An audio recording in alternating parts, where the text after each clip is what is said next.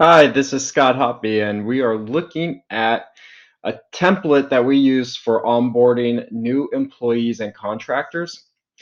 We revised this template earlier in 2019 because uh, we're a tax and accounting firm, and every year we have seasonal workers come in, and we really wanted to improve the onboarding experience for them.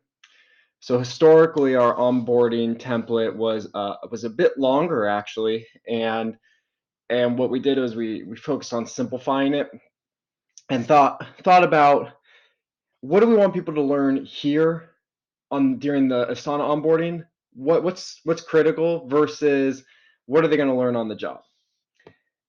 And the critical piece to Asana was making sure to the Asana onboarding is making sure you can log into everything and really getting set up through the tools and for us, so if you're not the person onboarding, but from the management side, it's a way for us to see like how comfortable are people with the tools, how's the updating going, is their profile picture showing up everywhere. That kind of is like our indication of early signs of this is going in the right direction or not. So for those people that are watching this YouTube video that are onboarding, that's a little bit of a clue of what we're looking for. And for those that are looking to bring this on to their own companies, I'll show you quickly the old template, and we also have a video back from 2018, I think November 2018, where we walk through this the old template and give the logic behind it. So here's an older template for comparison. It was 1, 2, 3, 4, 5, 6 sections, and let's just count up how many things we have here. 47 tasks selected. Now we are down from 47 to 24, so we cut it in half. Let's go through the flow though. So if I was bringing someone in, how we do this is we will have projects that are templates. It's saved as a template inside of Asana, but I also put this TPL dash and then whatever the project name is. TPL to us represents template. We use templates on the project level, like here underneath HR for onboarding, for one-to-one meetings, for exiting, just as important as onboarding, right? Making sure we close everything out on them. If when our contract ends or employment ends. But then we on the project level, we can dive into this. Here's our other main section, our Y blue projects, and we have a project of just tasks that are templates, and we link those template tasks into other projects. That's for another day. Another day, another project, or another video. All right, so let's say we hired Scott. What I'm gonna do, what I'm gonna do is I'm gonna duplicate this, update the name inside and say Scott. Just so we don't lose anything, I'm just gonna copy, copy, copy, copy, copy, copy, copy, copy. Create new project. Great. So Scott's being created, and we're gonna go through this together. So what I'm gonna do is I'll move Scott up to the onboarding template. We'll jump in here. And I would set this up after I've interviewed someone and I've screened them and I know that they're hired. So this is to take them from that welcome in, you're hired to now like you're going to be working here full time. So let's get you ramped up. Why I mention that is there's a couple things at the very bottom that are what I go through, and the reminders for myself or for any of the hiring managers about the what we're trying to get through and get from our candidates. One is we always check LinkedIn URLs to see just like what's their experience look like. It's our way of looking at resumes. We're not really, we don't really care or ask for like a resume. Between talking to past colleagues, looking at LinkedIn, and our interviews, we have enough information for ourselves. We get internet speed tests. We are a fully distributed accounting firm, so the internet is key to working together. And we just want to make sure things will run smoothly. So we have them post speed result test to us. We have them take a mindset quiz, which is kind of looking at that growth versus fixed mindset.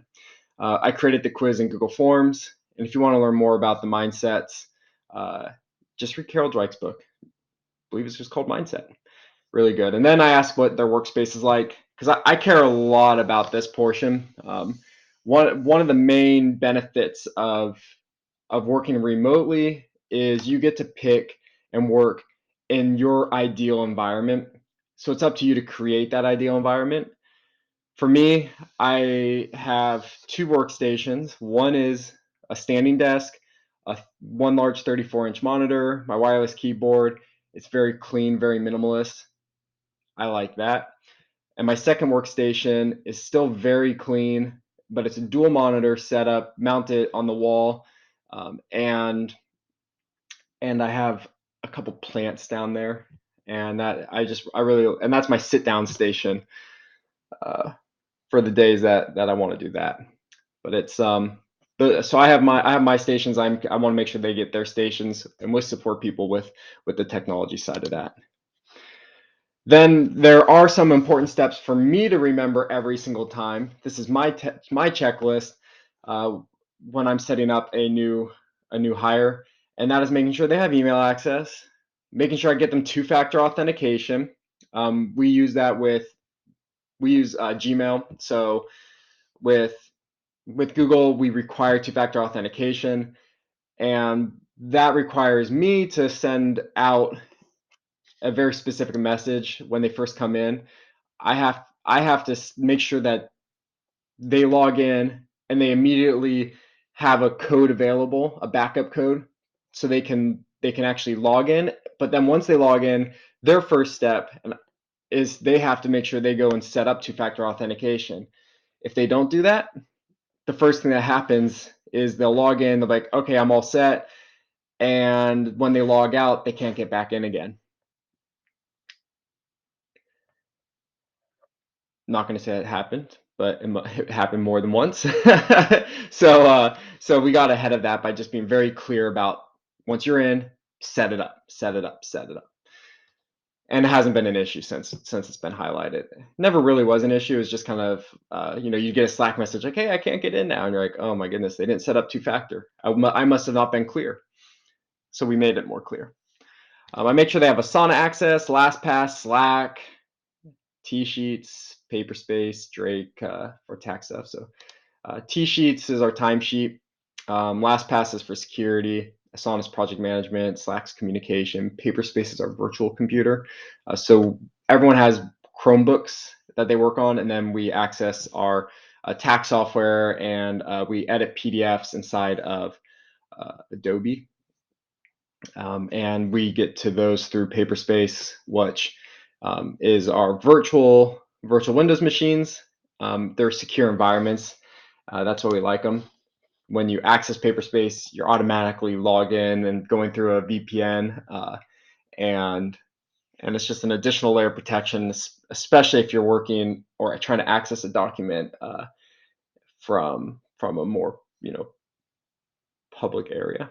It has that built-in VPN and a little bit more of that security around it, because now you're not hooking up your Windows computer to an open Wi-Fi.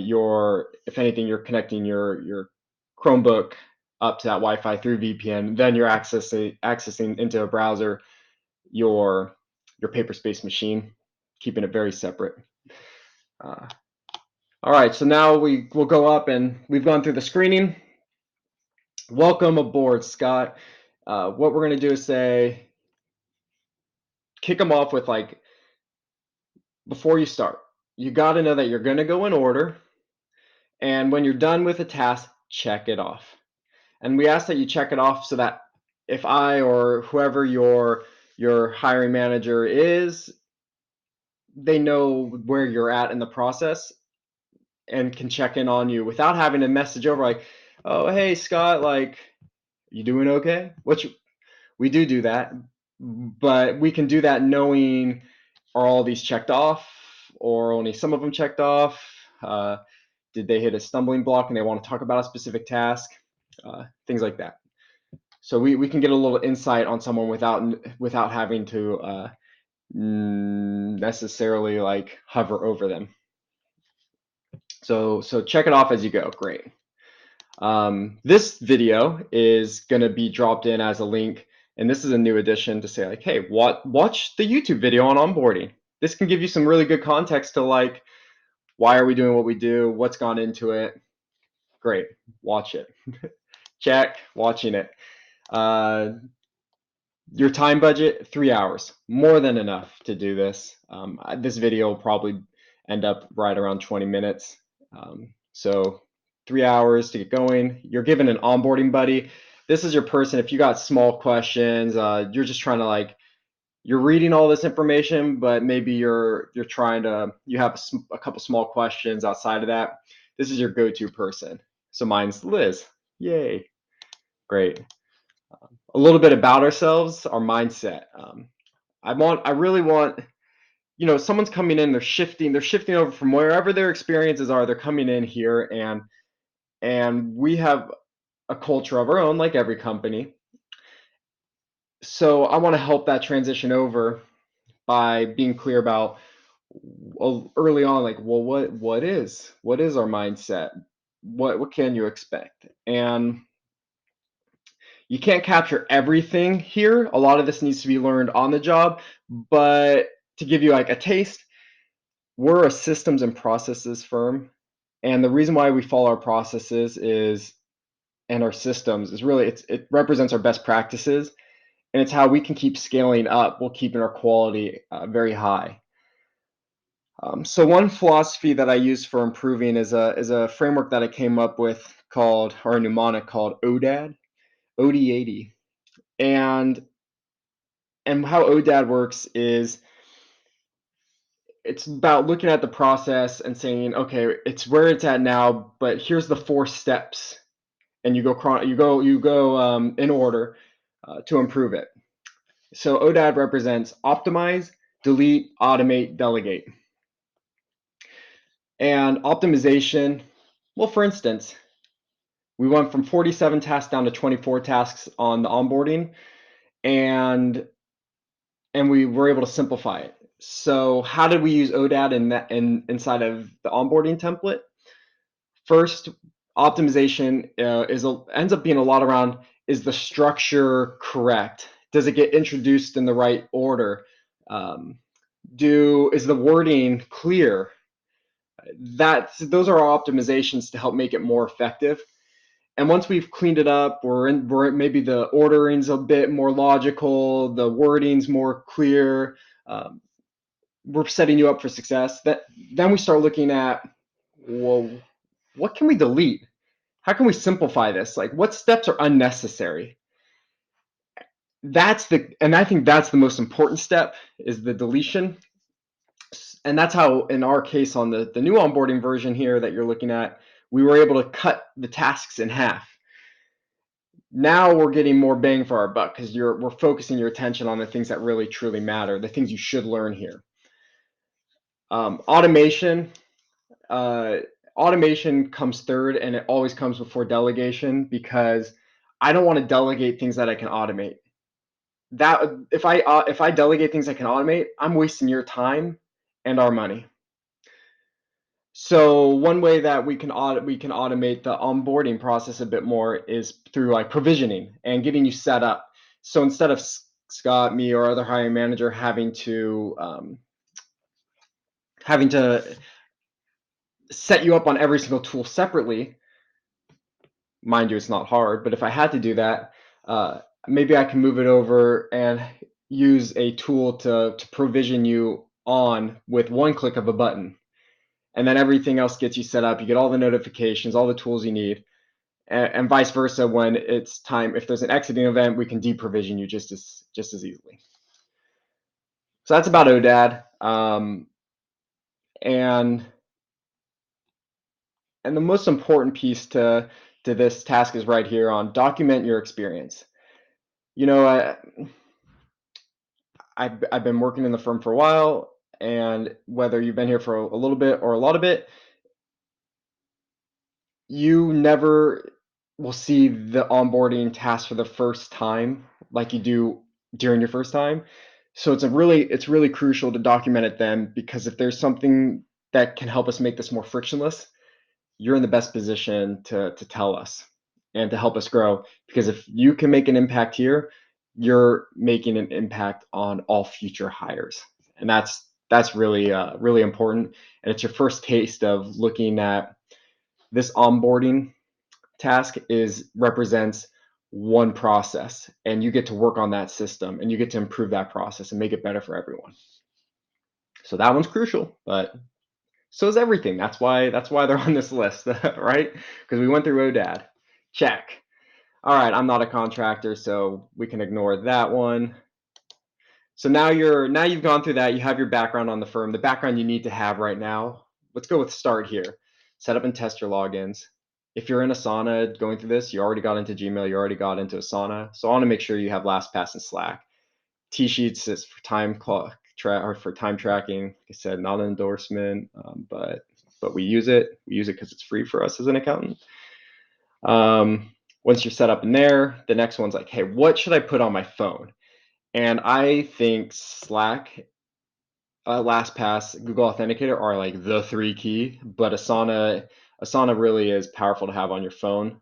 You can write updates and kind of manage your whole workflow from your phone if you have these four tasks. Google Authenticator is going to be for that two-factor authentication. We ask everyone to update their pictures across all the tools. And the reason why is it helps to humanize us, even though we're virtual. Seeing the faces, always good to remember there's a person on the other side of that name, on the other side of that text. And practicing it here helps us show up as our best selves.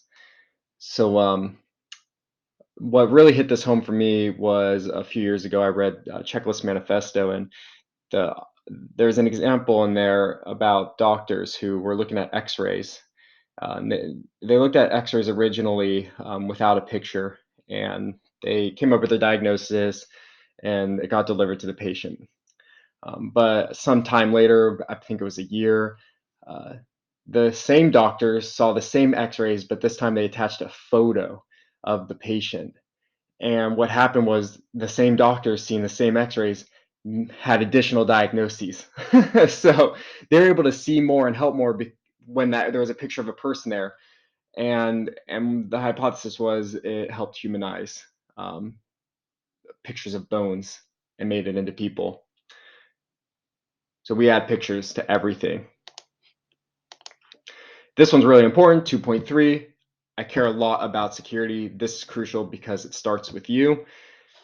And I summarize the best points, but the best points, I summarized the fewest points I possibly can in here, but really there's a blog article on our security policies not to be missed. The main ones are using LastPass for your passwords, because passwords that are like Secret Monkey isn't going to fool anyone, and you're never going to remember something as complex as UM6VD. Blah, blah, blah. So using LastPass can get you there real easy, and they have a neat little audit function, so you can actually improve your passwords across all your logins. It's a bit of a shift to get into LastPass, but once you're using it, irreplaceable. You definitely want to have it. And then for us and Google Drive and our client folders, we never download them outside of the cloud. They stay inside of Google Drive. We edit the PDFs from Paperspace, but that's linked up to Drive. So everyone's always on the most current document, and we never have to worry about losing documents or having a file that has sensitive information sitting unsecure on an unsecure computer, and that computer perhaps getting stolen, like a laptop. So if we keep them out of there, out of your desktop, then we're able to better protect our client information. But it really starts again. It really starts with you. All right, some fun stuff. Slack. There's our Slack theme colors. Here's some of the steps. You can switch it up so it goes from this like plum color Slack thing to white blue colors, a nice vibrant blue, orange, and green. We use all these colors in there, and you can click this link. You really just need to copy and paste these color codes and go through these steps. And then you can switch your sidebar theme. And it also changes on your phone, which is pretty fun. Some email settings. So you're going to go to Gmail. The main things are like, hey, add undo send. So you have 30 seconds to go like, onto your onto your emails that you're sending. We want to change the reply all your reply to email behavior from just reply to sender to reply to all. That way we don't leave someone out. Get your email signature updated, add your picture, and I'm going to add you as a delegated user to my email so you can dive in and see client messages and get context and be able to bring that information into the work papers, bring it in internally. But on the flip side, I want you to give delegated access to me. So if a client emails you, it's not lost in your email inbox if they didn't include anyone else. So we can help address that. For tax-only people, I need your PTIN or CPA number and CPA number for setting you up on our tax software, and then we'll have you log into the tax software. All right, we're into section 3, just some extra information. New to Asana, here's a guide on how to use it. If you're at a coffee shop and they're slow, can you work outside of Paperspace? Yeah, you can work outside of Paperspace. So if you're at a coffee shop, we ask for you to be on Paperspace to work on anything. That way it's extra secure. But if you can't, because it's just so sluggish, because the public internet's too slow, get on a VPN. Some background on what's on my virtual computer. You're going to have Chrome, Adobe, you're going to have a calculator, you're going to have a GIF image capture, and you're also going to be able to get to the tax software. And what should you install on your physical computer? This is for people bringing their own computers in. You want to make sure that you have a VPN installed. I say use IPVanish. And then you'll want to make sure LastPass is installed. And we need this Chrome extension called AODocs because AODocs SmartBar it manages our Google Drive files. When we work inside a Google Drive, Blue, the company, the firm owns the files, not individuals. And to help that, you'd be able to interact with the files and have the security access that you need to have within our Google Drive. You have to have AODocs installed. Check. All right, and just like that, congratulations, you are fully onboarded. If you're watching this as a new hire, welcome aboard. If you're watching this on YouTube because you want to bring it into your own practice, I'd love to talk with you some more and answer any questions, show you different iterations as we've undoubtedly will have it evolve from when you watch this video to any point in the future, because that's just how things work here. And I'm glad that you spent some time learning a bit more about our onboarding process. Let me know if you have any questions. Love to chat. You can send an email, you can Slack, you can do anything. Write a comment in YouTube, and I'm happy to respond. Have a nice rest of your day wherever you are in the world. And this is Scott signing out from San Francisco. Bye-bye.